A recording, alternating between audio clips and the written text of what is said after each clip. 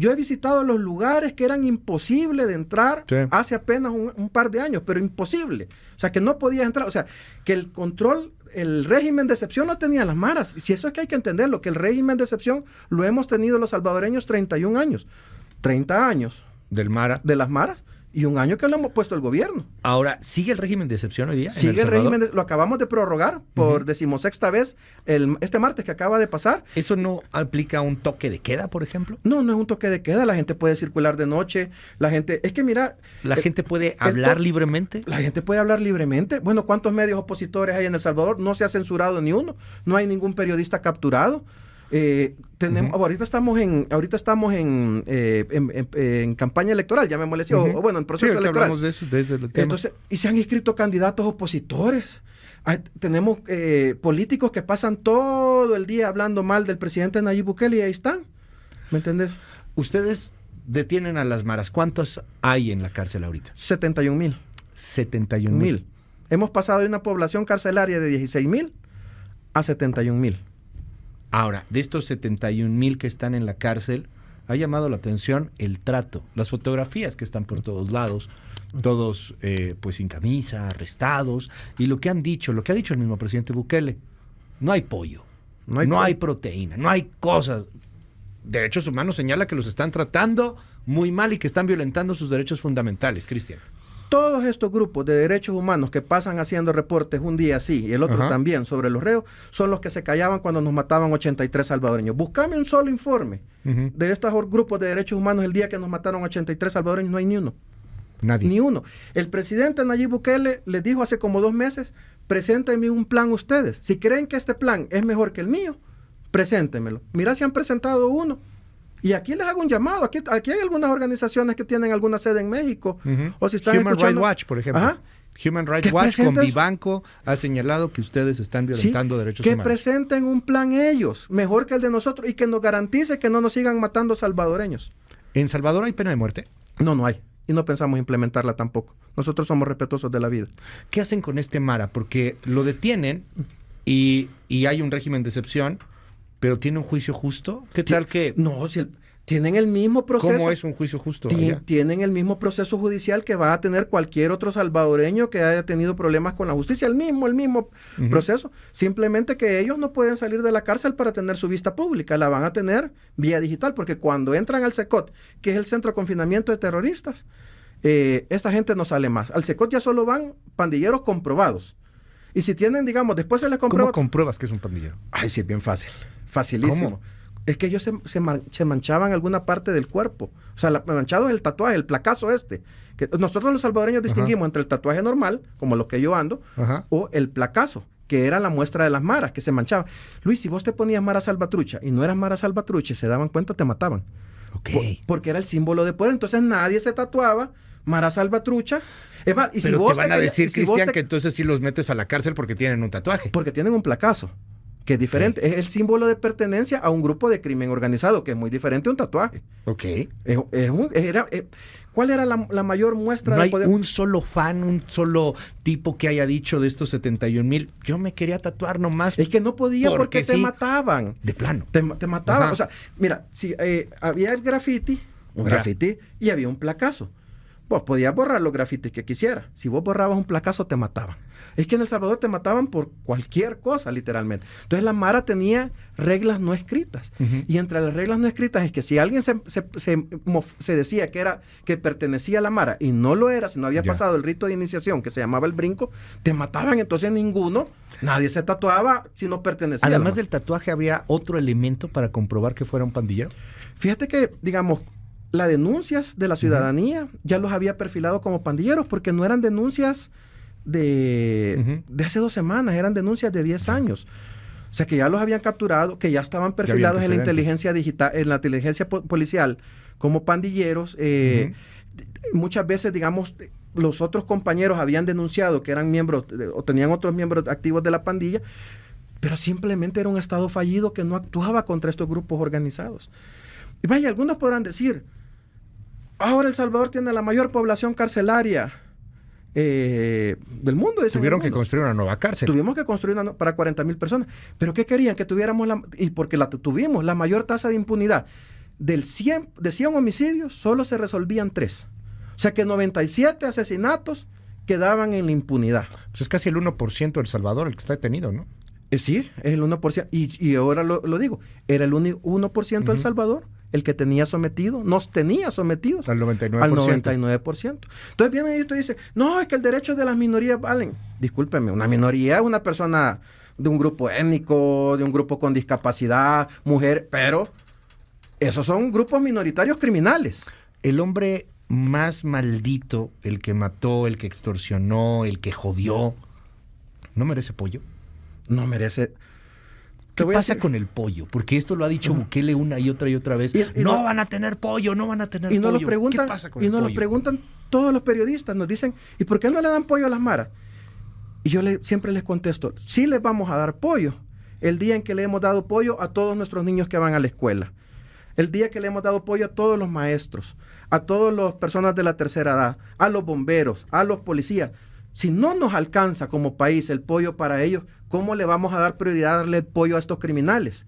Ellos están en el último eslabón de la sociedad. Es más, yo preferiría darle pollo a los perros de la calle que dárselo a esta gente. Y si quisieran estar en un hotel, pues que hubieran trabajado, que se hubieran esforzado, hubieran ahorrado y se hubieran pagado las vacaciones. Pero ahí van a ir a la cárcel a pagar el daño que le hicieron a la sociedad salvadoreña y no van a regresar. Están en condiciones durísimas.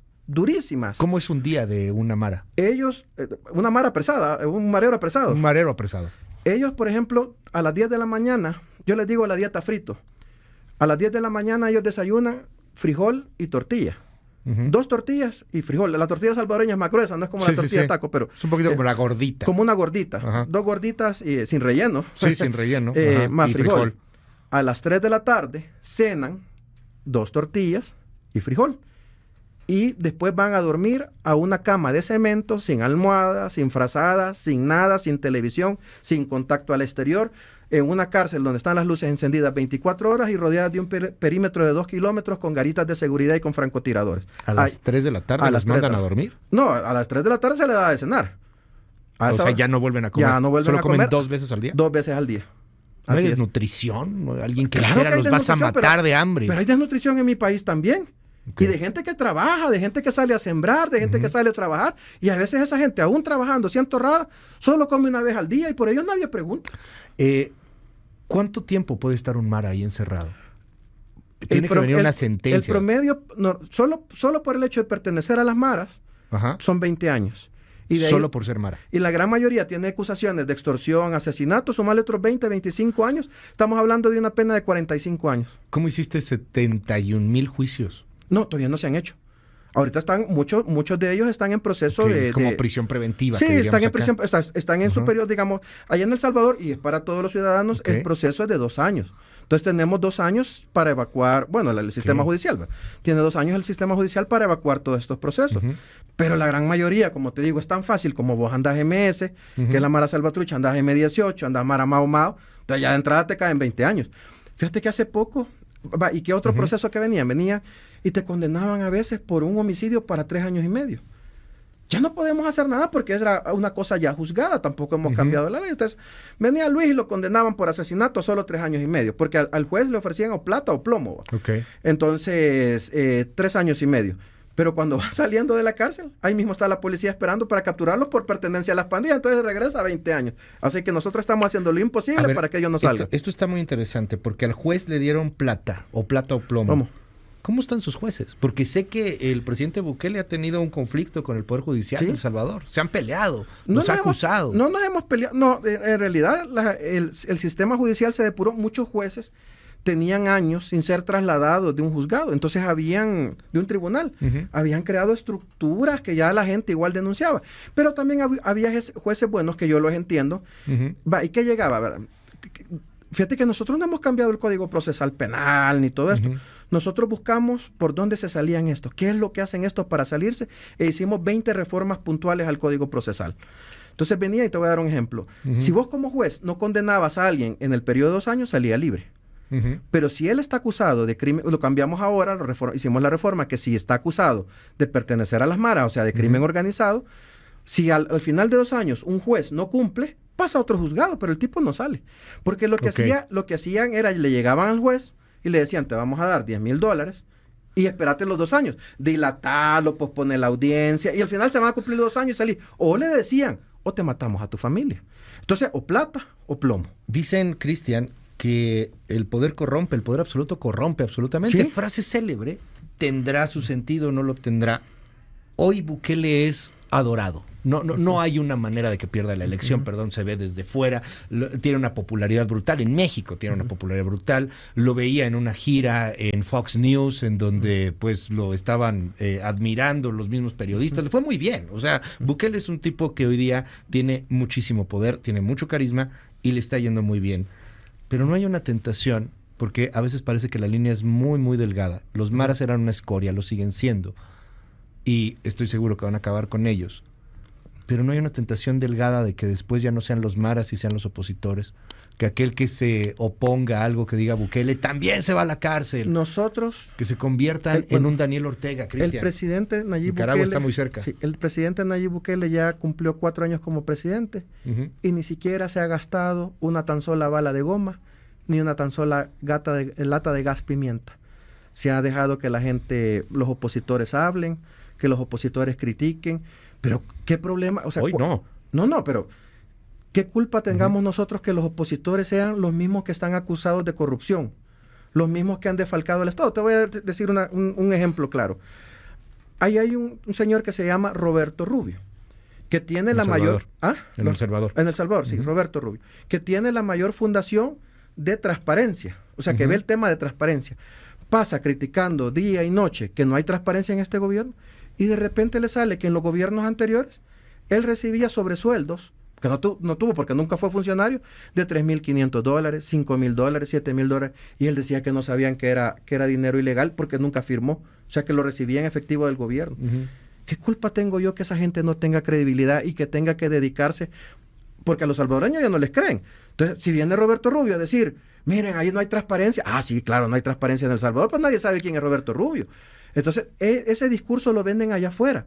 Pero los salvadoreños aquí adentro del país, y tú puedes ir, yo te invito a El Salvador, andar libremente. Bueno, ahorita acabamos de terminar los Juegos Centroamericanos. Sí. ¿Qué es lo que hizo el presidente Nayib Bukele? Le dijo, aquí se han acreditado 1,200 periodistas. Y si de pronto Roberto Rubio se vuelve, estoy poniendo un ejemplo, Roberto Rubio o quien tú quieras, se vuelve un opositor más fuerte, empieza a crecer por alguna u otra razón, le encuentran, porque eso siempre pasa con los opositores en América Latina y en varias partes de los países, ¿no? Casi siempre les encuentran algo, es política, a final de cuentas, y lo castigan metiéndolo a la cárcel como si fuera un mara.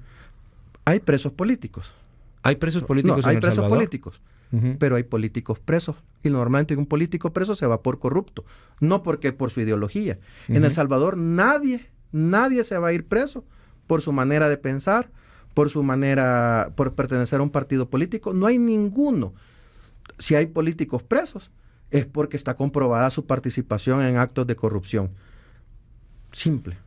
Dime algo, a Bukele lo acusaron de corrupción. Cuando fue alcalde en la capital, 2015, si no me equivoco, dijeron que había hecho contratos sin licitaciones, diríamos aquí en México, más o menos por $1 millón. ¿Qué tan impoluto es Bukele? A Bukele hasta lo acusaron y lo quisieron meter preso por lo acusaban a él de haber hecho un meme. Aquí hay una parodia famosa que se llama El Deforma, ¿verdad? El Deforma, sí. Sí, yo no sé si está todavía, yo lo veía antes, me parecía muy bueno. Ya no es tan popular, pero sí, aquí estaba El Deforma, que hacía una parodia del Reforma, del periódico Reforma. ¿A vos te hubiera parecido correcto que hubieran metido preso a la gente que estaba en El Deforma? No, para nada. Pues a él lo quisieron meter preso por algo similar y le armaron un caso y metieron preso a varias gente que trabajaba en su equipo de comunicaciones. Entonces, Bukele no es que ha sido presidente por el sistema, ha sido presidente a pesar del sistema. Ha sido el antisistema. No es antisistema. Él ha crecido por ser, por estar en contra del sistema. Sí, pero el sistema él lo quiso acusar de cualquier cosa. Le cancelaron los partidos políticos donde él se inscribió. Es más, te voy a contar la historia de Nuevas Ideas. Para que un partido político se inscriba en El Salvador, tú necesitas 50,000 firmas. Entonces, cuando el sistema no quería que vos te inscribieras, te decía, mire, tienes 100 firmas que tenemos dudas. No se puede inscribir. Solo tiene 49,900. Viene Nayib y dijo, para que no nos pase eso, pidamos 250,000 firmas. En 3 días nosotros reunimos 300,000. La llevamos al tribunal y ¿sabes lo que nos dijeron? Son demasiadas, no las podemos contar, no se pueden inscribir. Es decir, a Bukele, así como esas acusaciones falsas de corrupción, lo han tratado de tener de una y otra manera. Y lo único que han hecho es consolidarlo. Bueno, yo también soy un ejemplo de eso. Yo estoy acusado de ser un actor antidemocrático por el gobierno de Estados Unidos. Yo estoy acusado de violar derechos humanos. Por el gobierno de Estados Unidos. A mí me han puesto en una lista que se llama Lista Angel y me quisieron destruir por votar. ¿Tú no puedes ir a Estados Unidos? No puedo ir a Estados Unidos, ni mi esposa. Y te voy a contar un agravante. Mis hijos nacieron en Estados Unidos. Y mi hijo es uno de los pocos casos en el mundo de un niño que nace con cáncer. O sea, no es que a mi hijo a los 2 años me dijeron. Mi hijo a los 5 días sabíamos que tenía cáncer. A los 17 nos confirmaron el tipo de cáncer. ¿Pero por qué no puedes entrar a Estados Unidos? Porque Estados Unidos dice que yo violo los derechos humanos. Porque yo metí las reformas, las 20 reformas que te estaba hablando. Esto es para dejar a los maras como los tienes. Esas reformas que ahora nos mantienen como uno de los países más seguros del mundo, a un año después que te estoy diciendo que ya tenemos resultados, en ese momento me acusaron a mí de violar los derechos humanos. Qué bueno que mencionas Estados Unidos. Y me metieron en una lista de violadores de derechos humanos y de corruptos. Trump es hoy un elemento interesante en los Estados Unidos y me llamó la atención este mensaje que dio Nayib Bukele, de alguna u otra manera dándole un espaldarazo por el caso de Stormy Daniels. Decía pues que era muy lamentable que algo así sucediera, inclusive decía en su Twitter, imagínense si esto le pasara a un destacado candidato presidencial de la oposición aquí en El Salvador. O en Nicaragua Daniel Ortega hizo lo mismo. ¿Apoyan a Trump? No apoyamos a Trump, apoyamos lo que es justo. Y Trump debería competir. Y también condenamos lo que es injusto. Y este gobierno, yo no tengo ningún problema con Estados Unidos, no soy chavista. Bueno, sí lo tienes, porque no te dejan entrar, Cristian. Pero claramente sí lo tienes. No, pero no con el pueblo de Estados Unidos o con el país. Lo tengo y lo puedo decir con esta administración torpe e ineficiente de Biden, de los demócratas actuales, que cómo tienen al país. Pero yo con Estados Unidos no tengo ningún problema, no soy chavista, no soy izquierdista radical. Es más, yo en un momento de mi vida, cuando estaba en los peores años de El Salvador, pensé irme a Estados Unidos. Mis hijos han nacido en Estados Unidos, yo le estoy agradecido a Estados Unidos. Pero al mejor aliado que tenía en Centroamérica, lo han tratado como enemigo, esta administración. Es decir, fíjate, ¿qué es lo que nos ha pedido Estados Unidos toda la vida? Bajar la violencia. La bajaron. Lo logramos. Reducir la inmigración ilegal. La redujimos en un 40% y golpear al narcotráfico. Y discúlpame, los golpes que le ha dado Nayib Bukele al narcotráfico no se los había dado ningún presidente. Y vienen los periodistas en El Salvador y dicen, ay, pero está capturando en alta mar. ¿Y qué? ¿No es crimen, pues? Casi para cerrar, Cristian, y te agradezco mucho que hayas venido acá con nosotros. Amplia la conversación. Tengo el WhatsApp a reventar. Ahorita nos vamos con algunos mensajes que quisiera que escucharas. Pero ya casi para cerrar, Nayib Bukele va en reelección. Así es. La Constitución de El Salvador les prohibía reelegirse. No. No existe el tema de la tentación autoritaria del gobernante eterno. Fíjate que no la prohibía.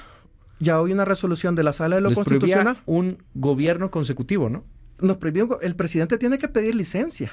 O sea, la cláusula es que él tenía que pedir licencia 6 meses antes y la tiene que pedir. ¿Cuándo pide licencia? El 1 de diciembre tendría que pedirla legalmente. Igual como también se inscribió el vicepresidente que tenemos, también tiene que dejar un designado presidencial en la figura que está en la Constitución. Pero dicen que eso fue una especie como de estrategia que sacaron de la chistera. O sea, no podía ser un presidente, ser presidente 2 veces seguidas. Nosotros no hemos cambiado la Constitución ni una coma. Ajá. O sea, con la misma Constitución. Un juzgado les dio la razón. La Sala de lo Constitucional, que te digo, que siempre se ha respetado. Y te dice, es la Sala Constitucional que ustedes pusieron. Sí, pero que ustedes tenían la otra y siempre la respetamos. O sea, el presidente Nayib Bukele decía, yo no estoy de acuerdo con la resolución de la anterior sala, pero la voy a respetar. Entonces nosotros como salvadoreños siempre hemos respetado las decisiones de la Sala de lo Constitucional.